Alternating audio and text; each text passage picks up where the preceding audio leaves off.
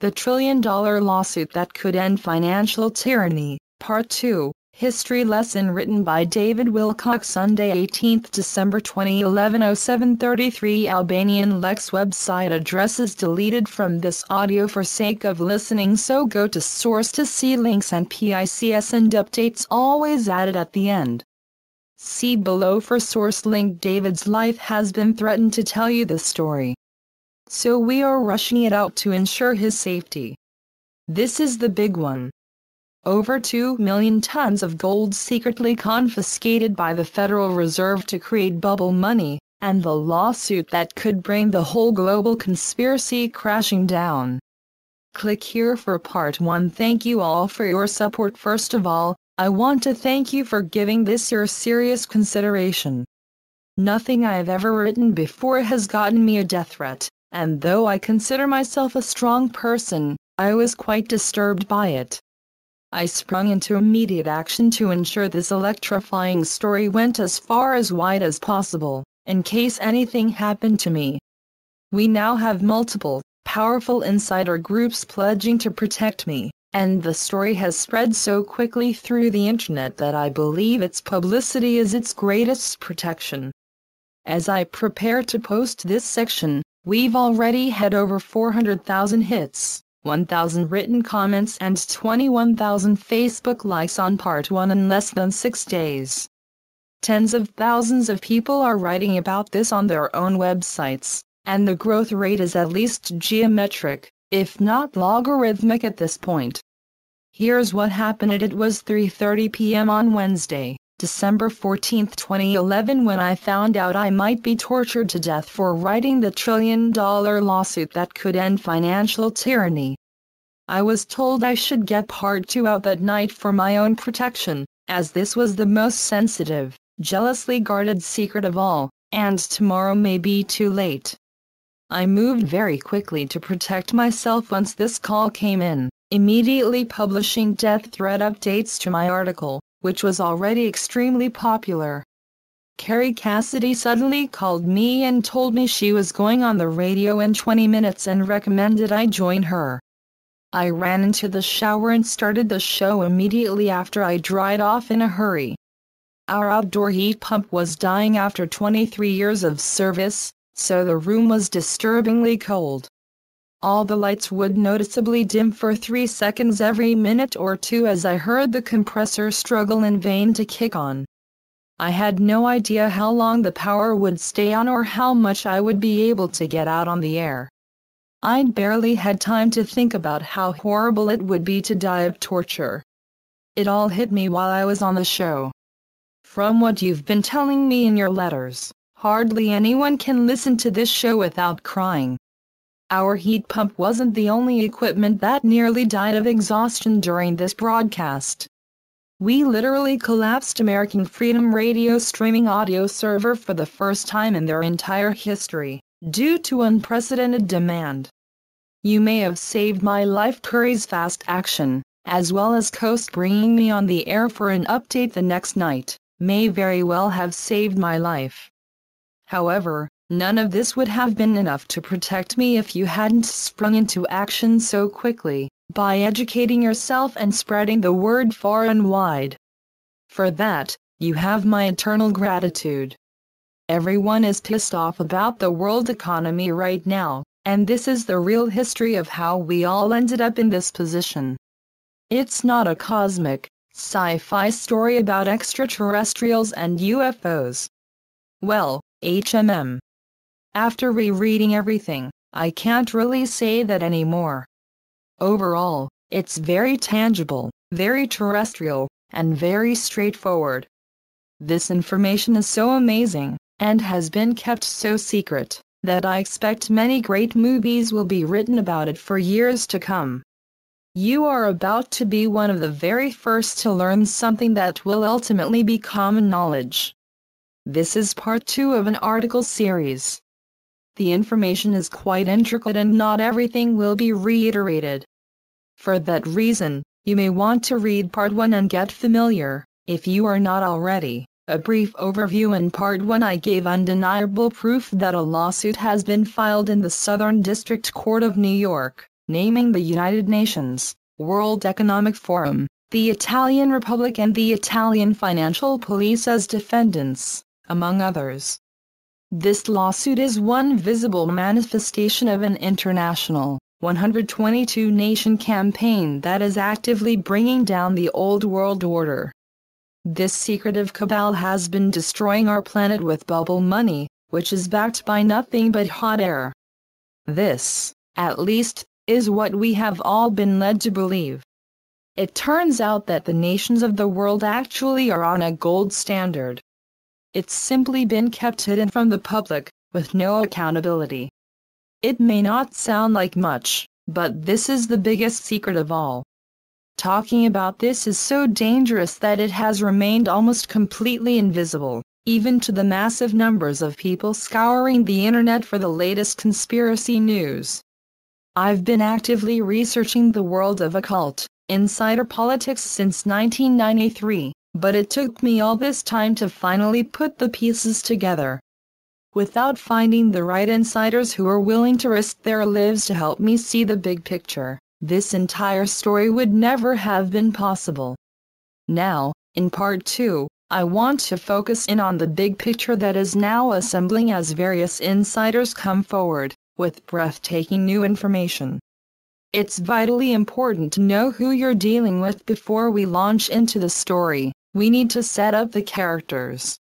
Otherwise, you may have difficulty understanding how this Nazi-type mentality could exist. Denial is the main weapon that has kept the story secret for so long. You might also fall into an even more dangerous pattern, the Salem witch-burning mentality of us versus them, black versus white, God's chosen versus Satan's demons. These are real people, not cartoon monsters. That is ultimately what guarantees that the plans of these groups cannot succeed. However, if you don't know who you're dealing with, you will never be able to understand them enough to help solve the problem. The majority of their members are miserable, feel trapped, and want nothing more than to escape, and to be treated with love and respect. The groups themselves are far too big, interconnected, worldwide and powerful to be transformed from the outside. The only real shot you have at changing the world is by changing the people in the world, including those within these groups. You can't do that by stepping in, acting like a hotshot and telling them what to do. You have to listen to them, understand them, find out what they want, what they need and why they have been hurting so much. And that's called love. A life of misery. So here's the key. They grew up in a life that is so much worse than anything you've experienced that you could barely even begin to understand them, how they really think and feel, moment to moment, day to day. Nonetheless, it is possible to do so, if not vital. I believe almost anyone can be broken and become sociopathic if they are tortured enough, regardless of their age. Look at any hardened criminal and you will find he got that way from being abused. Usually thanks to an alcoholic parent. Nonetheless, he always has the choice to step back from his own life and look at it like an outside observer. He can observe himself, see what has happened, and strive to forgive and accept those experiences. He can forgive himself for the things he has done to others as well, seeing how difficult it was for him not to repeat the same patterns. He can also realize that even though his own family life was horrible, most people are not like that. There is real love out there. There are people who really do care, and will give their lives to help someone else. No support system. And the abuse goes on. However, for most people who have experienced severe abuse, this process of forgiveness is much too difficult. It requires a level of personal strength and willpower they simply cannot produce, because our society lacks effective support systems to help them heal. If you can't face your own pain, you usually end up running away from it. This is where alcohol and drugs become very effective tools in making your life more bearable. I speak from experience, with over 19 years of sobriety at this point. Our abused child then grows into a man. He picks up the bottle just like Daddy did, finding that it helps to mask the pain of the horrors he went through, for a few hours at a time, until he passes out, only to wake up with a terrible hangover. He abuses his own wife and children in a desperate attempt to release the emotional agony he is feeling inside, and try to feel better about himself. Unfortunately, abuse just creates more abuse. No one feels loved by being abused. They fight back. This just makes Daddy even more angry, which creates even more abuse. The vicious cycle continues. Trauma takes many forms. There is another form of torture that can create even more psychological damage than being yelled at and beaten. Having sex forced on you against your will, particularly if you are a child, creates very significant damage. I continue to be shocked at the lack of social awareness about this issue. Everyone should know that forcing sex on another person, even one time, can create an inner scream that will haunt every day of their lives for years and years to come. I've lived with people who have been through this. It's not pretty.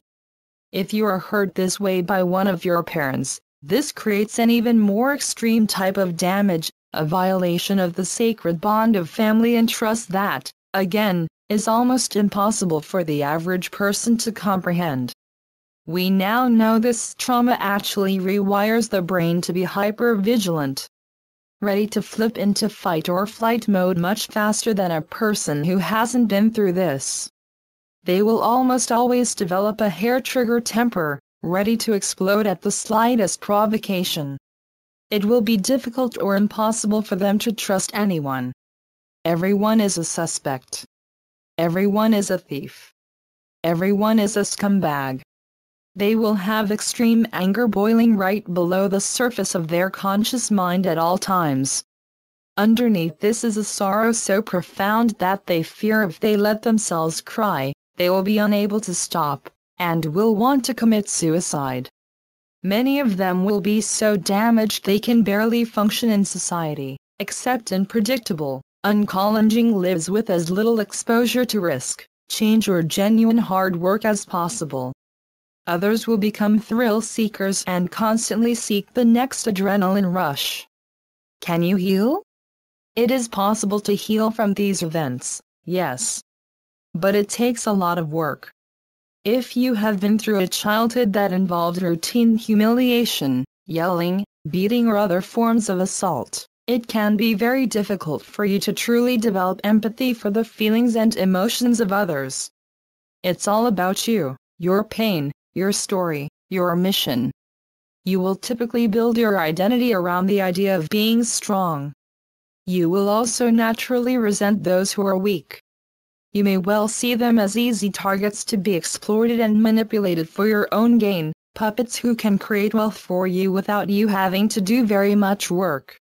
You may feel you are teaching them a valuable lesson by controlling and manipulating them. The more they listen to what you tell them to do, the better and stronger they will become as people.